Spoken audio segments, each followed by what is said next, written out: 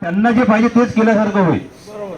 त्यांना हेच पाहिजे का इथं सगळे जमा झाले पाहिजे आणि इथं त्यांना तिथं काम करायला पूर्ण देखील आहे.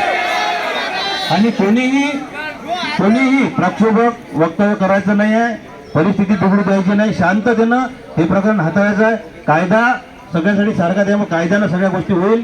आपापल्या ठिकाणी शांततेनं आपल्याला जे काम करायचं आहे निवडणुकीचं ते करा. कुठल्याही परिस्थितीत कोणीही कोणतं विधान करू नका. आणि आता पुन्हा हे प्रयत्न होतील की आपल्या इथं वाद झाले पाहिजे, भांडणं झाले पाहिजे, ते झाले नाही पाहिजे याच्यासाठी आपल्याकडून प्रयत्न करा. कोणी शिवाय दिल्या वाद घालण्याचा प्रयत्न केला तर ताबडतोब तिथून बाजूला होऊन जा. आणि कुठल्याही पद्धतीनं वाद होणार नाही, भांडणं होणार नाही, याची सगळ्यांनी काळजी घ्या.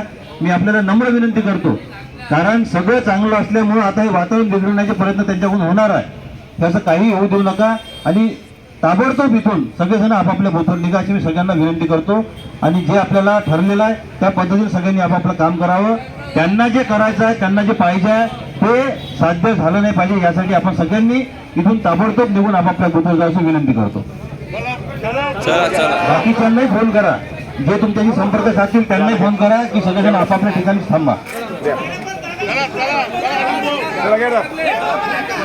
हे सगळं शांततेनं, अशोक भाऊ शांततेनं उद्या नियम आहे, कायदा आहे, कायद्यानं सगळ्या गोष्टी होणार.